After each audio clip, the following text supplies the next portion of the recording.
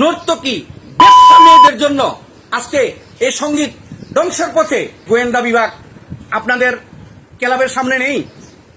আপনাদের ক্লাবে কি হচ্ছে তা তারা নজরদারিতে করতেছেন না? প্রতিটা ঘটনা তারা নজরদারি করতেছেন। এই সরকারের একজন গুরুত্বপূর্ণ কর্ণধারের কাছে গিয়েছিলাম, সেখান থেকে আমাকে বলেছেন তিনি যে বাউল কিন্তু ফাউল হয়ে গেছে। এই বাউলটাকে ফাউল করার জন্য কারা এর সাথে জড়িত তার নোটবুক আমাদের হাতে আছে এবং আমরা তা করতেছি, এবং অতীতে তারা কি করেছেন, বর্তমানে তারা কি করতে চাচ্ছেন এবং ভবিষ্যতে তারা কি করবেন।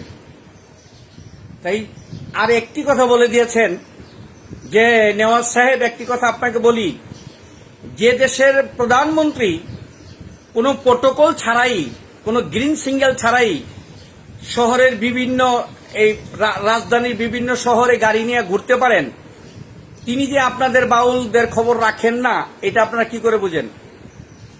আপনাদের বাউলদের অফিসের ভিতরে কি হচ্ছে তার খবর আমাদের কাছে আছে।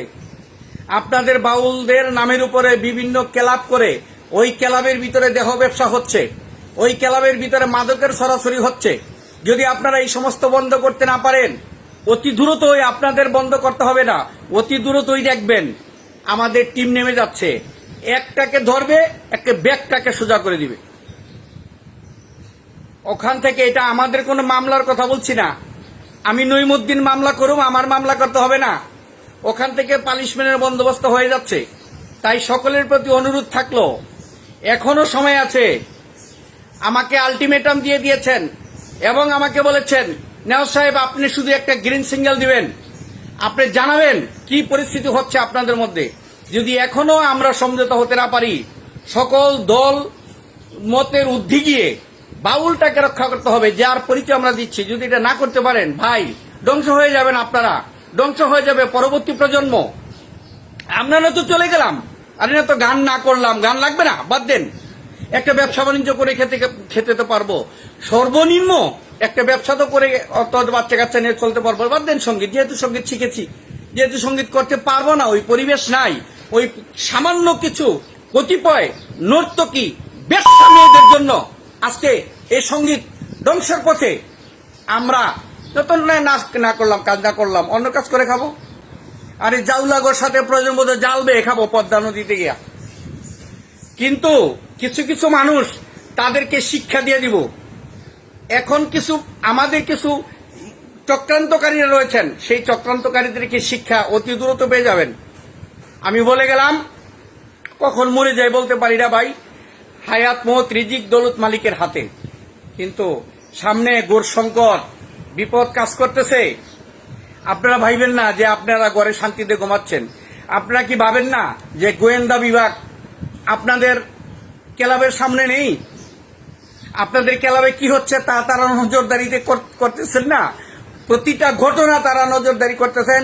সরকারের উপর মহলে টোটাল আপনাদের ডাটা রয়েছেন। গতকালকে আমি বিদায় ওইখানে গিয়েছি, কথা বলেছি, অনুরোধ করেছি, আমাদের সম্প্রদায়ের কোন লোক ওখানে যদি কালকে যাইতেন, এই পরিস্থিতি এমনটাই খেপা সরকারের উপর মহল আমাদের উপরে, অতি শীঘ্রই আমাদের বড় বড় সংকট আসতেছে। কালবৈশাখী জ্বর আসতেছে আমাদের উপর। সেই জ্বর থেকে বাঁচার জন্য বিশেষভাবে অনুরোধ রইল, এখনো বিশেষভাবে অনুরোধ রইল, যদি বাঁচতে চান সমগ্র প্রতিহিংসা, মান অভিমান ভুলে গিয়ে এখনো সময় আছে। এই নর্তকী নাচানাচি বন্ধ করেন। বাংলাদেশে যে সাপ্তাহিক উরস, এই যে সাপ্তাহিক 3-4টা উরস করে একটা ক্লাবের ভিতরে, ভাই কি শুরু করছেন আপনারা এইসব? আর ওই ক্লাবে যারাই বা যাচ্ছেন, ভাই আপনার বাচ্চা কাচ্চার টাকা, একটা শিল্পীকে টাকা দেন। ওখানে শুধু মহিলাদেরকে, মেয়ে শিল্পীদেরকে টাকা দেওয়া হচ্ছে। আর সারা বাংলাদেশে কত প্রবীণ শিল্পীরা রয়েছেন, তাদেরকে পুরস্কার তো দূরের কথা, তাদেরকে জিজ্ঞাসা নিম্নতম সম্মানটুকু আপনারা দিচ্ছেন না। হ্যাঁ, তারাই তো শিল্পীদের অভিভাবক। খালি পুরুষ নিয়ে, খালি পুরুষ দেখলেই বকশিস দিবেন না, মেয়েদেরকে দেখলেই বকশিস দিবেন, তাহলে পুরুষকে অপমানিত করতেছেন আপনারা। এগুলো হয় না ভাই।